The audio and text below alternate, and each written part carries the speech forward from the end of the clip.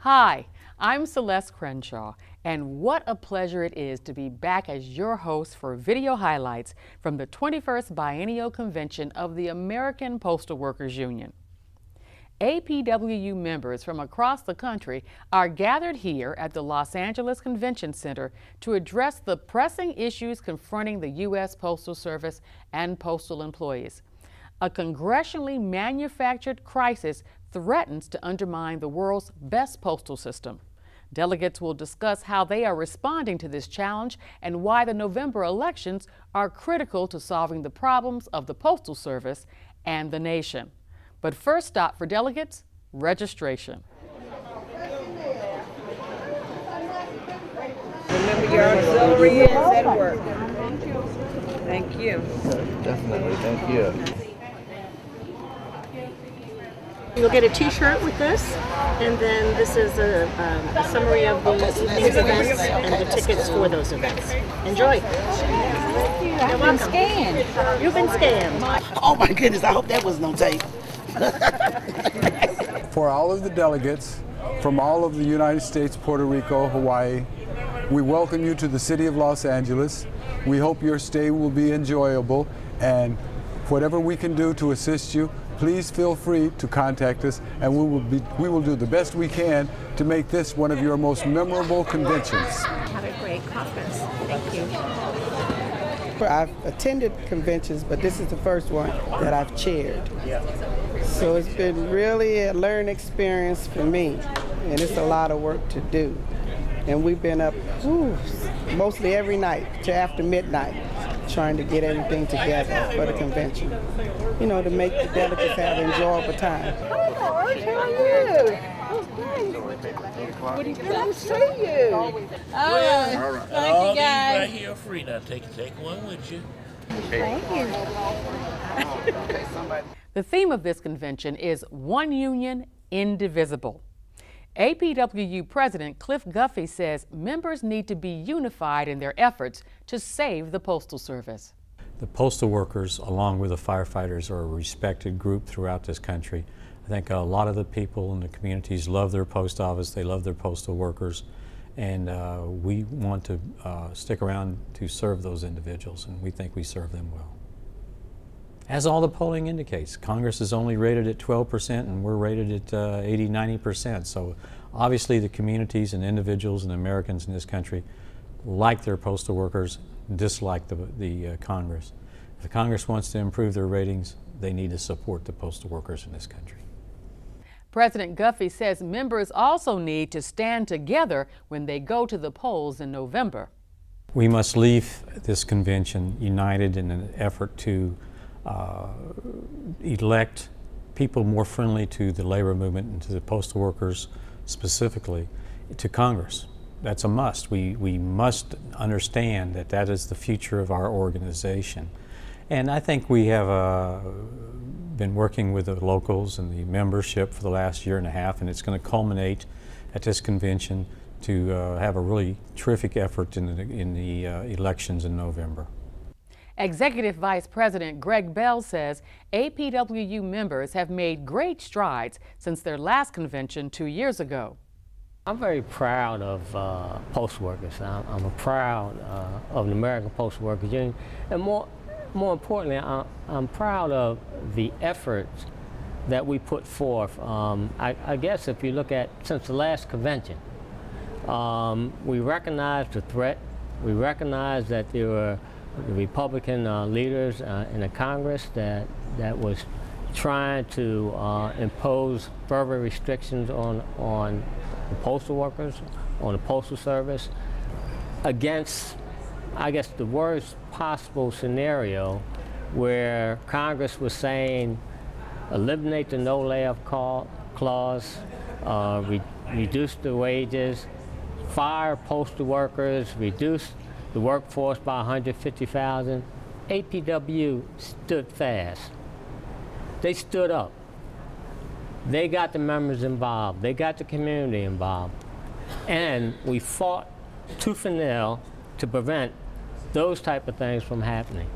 You know, it's impressive that for the first time in the history of the postal unions, We were successful in organizing all the unions, the APWU, the city letter carriers, the rural letter carriers, and the mill handlers jointly in an effort to prevent all these cuts, all these closures, reduction in jobs, and that occurred on September 27th, and that was a very successful effort. Bell says members will continue to mobilize in the weeks leading up to November.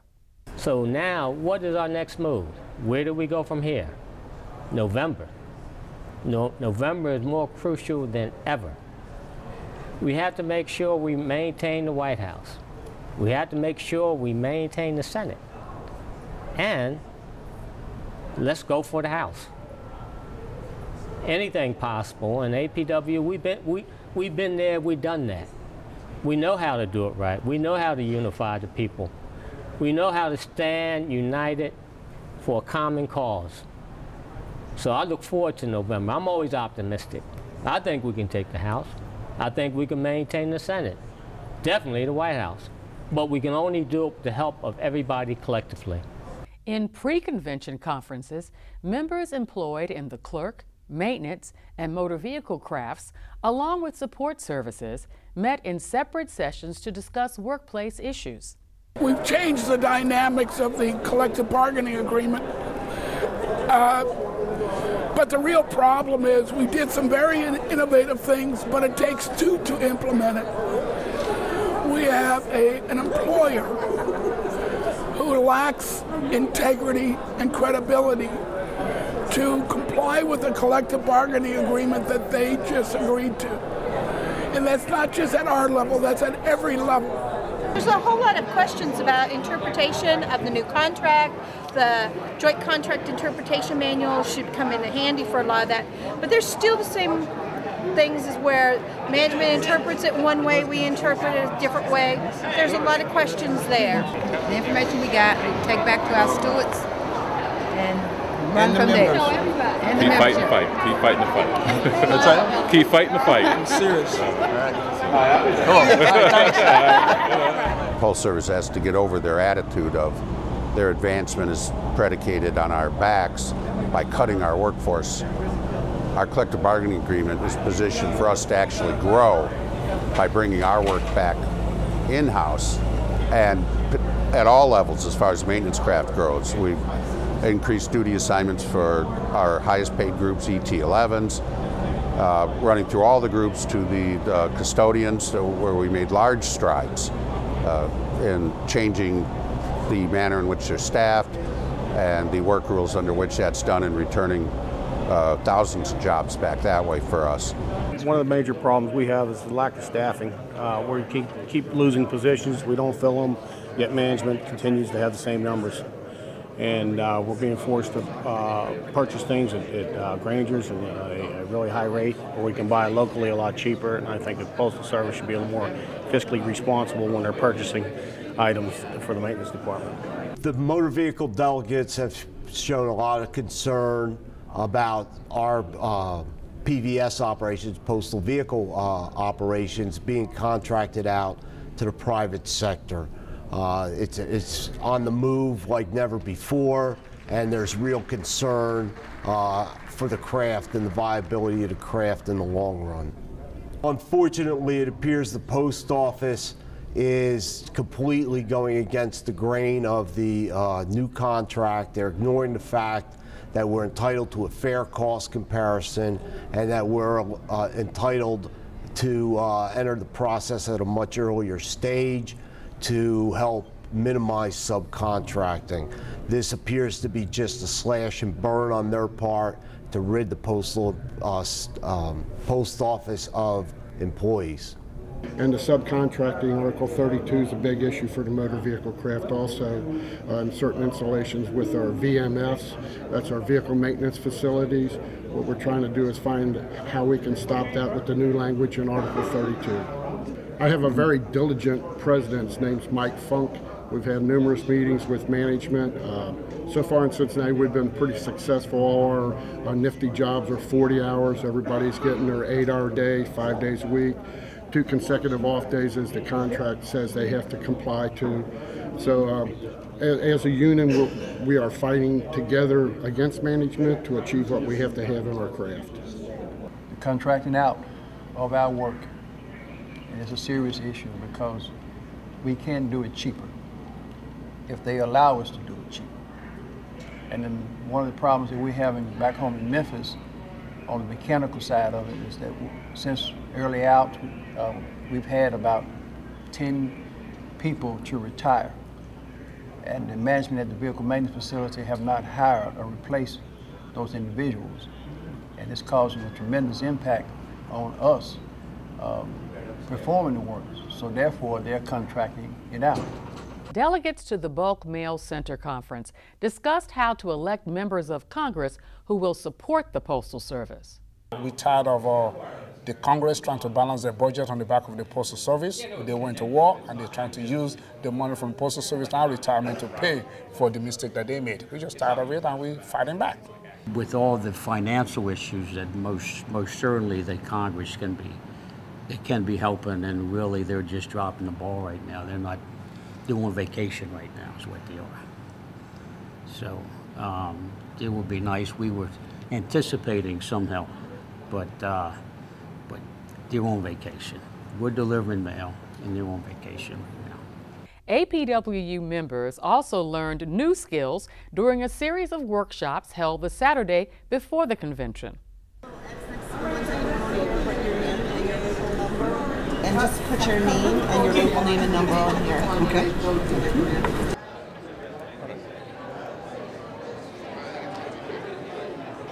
This was my first convention, and it's my first official Sharp Steward training. I've learned a whole lot, and I'm going to learn more. This year, the pre-convention workshop is up high. Most of the classrooms had people seated in the back on the floor, standing room only. It was great. The instructors did an outstanding job preparing for the workshops, and I want to thank each and every one of them. And I want to thank the people for coming out and realizing just how important it is to get this education, because we are in for the fight of our lives. The reason that these workshops this time are especially important is because we had a lot of changes in our contract, and we needed to educate the membership on how we can go about preserving those Postal Service jobs and benefits. And one of the especially big workshops was NIFTIs, which is non-traditional duty assignments. And we had people sitting on the floor in that workshop. And we are doing everything that we can to educate the membership and give them the tools that they need to fight to preserve postal jobs and benefits, and so that they can take this knowledge back home and teach it to their officers and shop stewards who were unable to come to this convention. Well, I learned a lot about what they can and can't do with the nifty job, how they can create them, a lot of the rules and stuff that they have to go by and what we have to go by to be able to argue them, and how we can argue and dispute what they're doing if they're not doing it correctly, paperwork and forms that we need to know to have ready so that they can take it to arbitration and have a good clean argument at arbitration. I'm in the middle right now of an ADRP dispute for our entire installation on these nifty assignments that I've been working on for over a year now, so this new information is going to help me a lot in going back and restructuring it so I have a better chance at winning it at arbitration. It's exciting. I enjoy the camaraderie with the other union brothers and sisters to learn what's going on in other parts of the country, to see that they have the same issues. We talk to see how we resolve similar issues. I enjoy it. Secretary-Treasurer Liz Powell has the primary responsibility for coordinating the convention. With the help of headquarters staff and the officers of the Los Angeles local, she looks forward to a successful event. This year, for this convention preparation, we had a lot of new people. That it was their first convention, planning for from beginning to end, myself included. And we did a lot of things to try to make life a lot easier. Bags were done before we got here, badges were done before we got here, make it a lot easier for the delegates to pick up their bags and badges, because we kind of like in a pre-registration mode. They send us their information. We prepared their stuff in a box, especially the larger locals and some of the smaller locals, including the t-shirts. So all they have to do is show the paperwork, pick up their stuff, and off they go. It's always excitement. You know, no convention is the same. And we have our good moments, and we'll have some tough moments, but we are one union indivisible, and we'll get through each and every one of those moments and come out much stronger than when we got here. Powell will give a report to the convention on the state of the union's finances. We're going to talk about some of the things that has kept us financially stable during the Postal Service downsizing of our membership. For every 5,000 members, we believe that we lose almost $1 million in revenue. But there have been other cost-cutting measures that has also helped us. So even though we have lost members, I think over the last 2 years since our last convention, we've lost about 7,500 members. But there have been other things that have helped to keep us stable. And we're looking forward to, you know, we have a new category of employee. And while there's a lot of talk about them being hired and their dues being less, it's really not hurting us that much. We're happy to have them aboard. The dues that they pay help us. And there's 37,000 out there that we need to go after. Tomorrow, Tuesday, is T-shirt day at the convention. Remember to wear the APWU T-shirt that you picked up at registration. I'll be wearing mine. We're going to close this show with scenes from the memorial service to honor postal workers, members of the military, and others who have passed on since the last convention. In an especially emotional moment, delegates paid tribute to Alex Sullivan, son of APWU member Tom Sullivan. Alex was killed in the mass shooting at the movie theater in Aurora, Colorado, that left 12 people dead and many more wounded.